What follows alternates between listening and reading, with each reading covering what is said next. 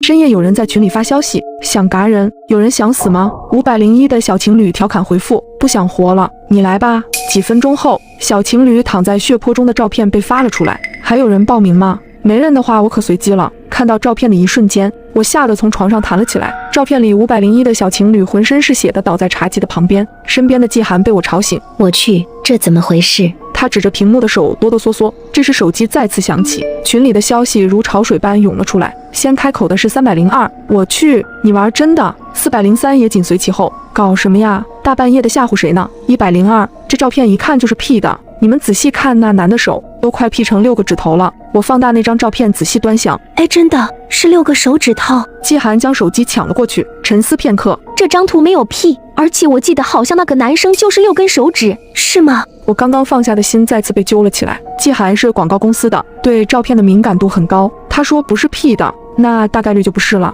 这时501突然发来了一串语音，一个用了变声器的声音在室内回荡。还有人报名吗？没人的话，我可随机了。季涵惊恐开口，这人疯了！别说废话了，赶紧报警吧！我年纪轻轻的，可不想死在他手里。季涵嗯了一声，我走到房门前，将门反锁。警局的电话接通了，季涵3言2语的将事情的来龙去脉说了一遍，得到的回复是：这几分钟内已经接到了3个人的报警电话了，他们正在往这边赶。听到这里，我重重的松了口气，打开手机，我看到502的业主重新拉了个新群，里面是502、403、102、302跟我。这时502发来消息，我刚才看到一个男人拎着刀从501家里出来下楼去了，刀上全都是血。那个男人戴着口罩和帽子，看不清他的脸，我不确定是不是宋哥，这可怎么办啊？我报警一直忙线，我急忙打字说自己已经报过警了，警察在来的路上。其他几个邻居都说自己报警的时候提示线路繁忙，根本没有打通。奇怪，季涵刚刚说有3个邻居也报警了呀。我下意识地看向季涵，正想开口询问，他突然冲我招了下手。与此同时，门外传来了下楼的脚步声，透过猫眼看去，一只瞳孔正死死地贴在猫眼的位置。我吓得捂住了自己的嘴巴，靠在门上。冷静过后，我再次大着胆子从猫眼看过去，宋哥已经走到了中间电梯的位置。这时手机再次响起，是302的业主给我发的私信，小将，宋哥站在咱俩的门外面呢，下一个不会是咱们2家吧？你说这可怎么办？要不咱们一起出去把他扑倒，咱们3个人还打不过他一个吗？季涵则是非常赞同302的想法。不对，302没有安猫眼，他一直说猫眼是个很不安全的东西，别人要是把猫眼给撬开，就能将铁丝伸进去把门打开。既然他看不到，又怎么知道宋哥站在外面呢？现在外面的那个人穿着一身黑，戴着帽子跟口罩，根本看不清楚到底长什么样。最重要的是，只要我们不出去就是安全的。外面那个男人冲我们这边深深的看了一眼后，直直的冲着302的方向走了过去，在门口顿了几下后，缓缓打开了302的门。季涵眉头紧皱的向我询问，走了吗？他进对面了，进去了，怎么进去的？撬门。季涵一连串问了我几个问题，不像，看着好像直接打开门就进去了。不对啊，那个人直接开门就进去了。502也说看不清楚凶手的样子，你说会不会是302假扮宋哥杀的人啊？季涵这会儿也是慌了神，我又不认识他俩，怎么可能知道啊？这时手机响起，是宋哥拿着302的手机发来的消息，是302满身是血的躺在地上的照片。接着又发来几串语音，再问一遍，有人报名吗？没人的话，我继续随机了，或者公屏点你们投票，谁票数最多，我就先杀谁。我全身冰凉，站在原地。你刚才电话到底打通没啊？怎么警察还没来？打通了啊！我再打一个，太晦气了。来你家借住几天就遇上这样的破事儿。他当着我的面再次拨通了电话，对面是个温柔的女生。我噼里啪啦的将事情再说了一遍。警察姐姐，死俩人了，你们快来啊！对方再三承诺，警察已经在路上了，我才稍稍的松了口气，火速重新拉了个群，把剩下的几个人都拉了进来。我刚才看见他进302了，但奇怪的是，不是撞门，不是撬门，而是直接开门进去的。403明白了我话里的意思，他俩该不会是合伙的吧？没沟通好，所以宋哥把302给杀了。我回复合伙，为什么合伙？他们之间有什么恩怨吗？这时403私聊我发来的消息，你真不知道假不知道？他们3家前几天吵架都动刀了。他儿子小友今年7岁，转来城里上小学，上了没几天就遭遇了严重的校园霸凌。那群中产阶级人家的学生，连续1个周将他儿子堵在学校旁边的小巷子里，让他下跪，逼他舔鞋子上的垃圾，往他身上撒尿。小友初来乍到，不敢告诉家长跟老师，最后受不了跳楼自杀了。他说完后，我突然想起来，前几天在某个短视频平台上曾经看到过这一幕，原来里面被欺负的那个小孩子是他的儿子，但这跟小情侣还有302什么关系啊？403继续跟我说，小友死后，宋哥跟嫂子就一蹶不振，低迷了很久。302许氏看他们也很惨，就给宋哥介绍了个外地的活，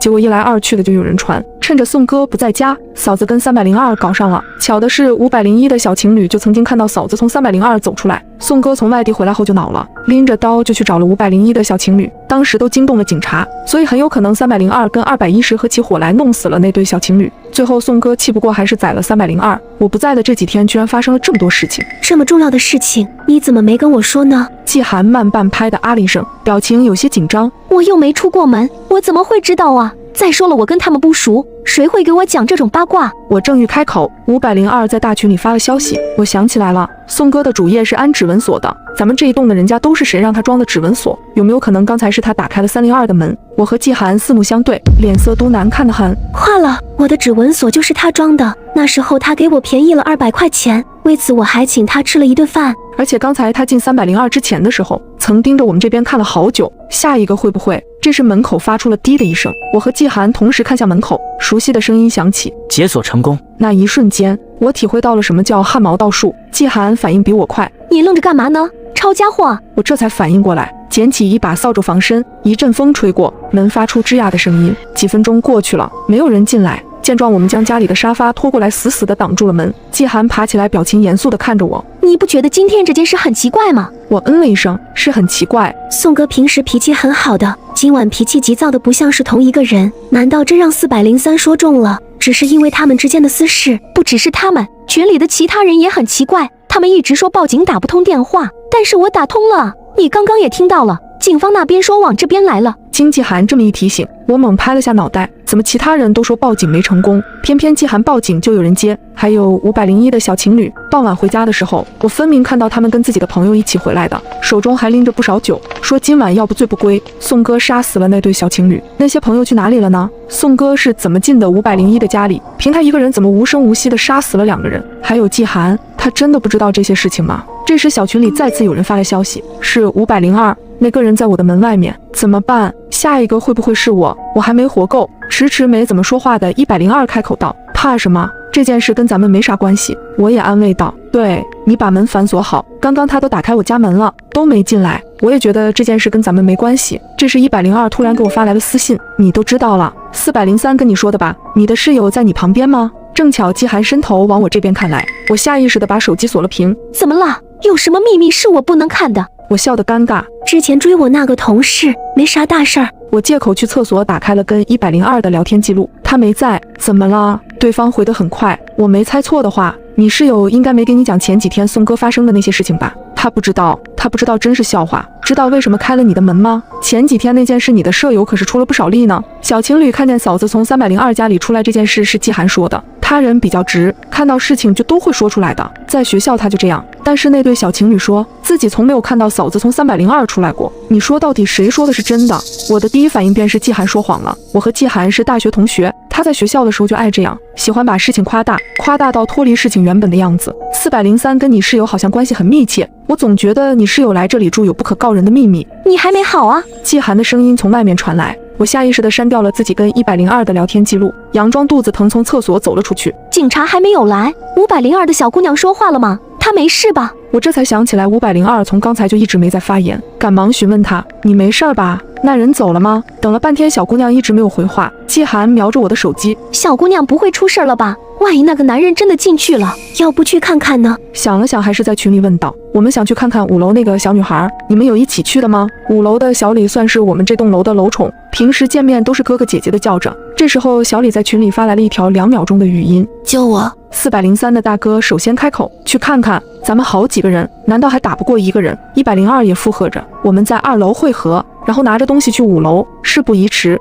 我拿着水果刀就要往外冲，就在我开门的那一瞬，季寒突然扯住了我的胳膊。你不觉得这件事很奇怪吗？从一开始302就说让我们出去，好不容易挨到现在了，警察都快到了，咱们为了小李还是要出去。但我觉得宋哥对咱们没有恶意，如果真的想杀我，刚才门都开了，他为什么不进来啊？提到宋哥，季寒的脸上闪过一丝惊慌。难道刚才102说的都是真的？季寒在那出大型的伦理剧里面充当了重要的角色。我总觉得有人在故意引我们出去。我顿了几秒，说到底你是来借住的，跟这些邻居也没有感情，你在家等着，我自己过去。他像是松了口气。那你自己去吧，注意安全。走到门口，我突然回头，却看到季寒正在低头拿手机跟什么人发消息。我走出家门的一瞬，身后传来了反锁门的声音。可当我再次回来时，季寒死了，死在了我家里。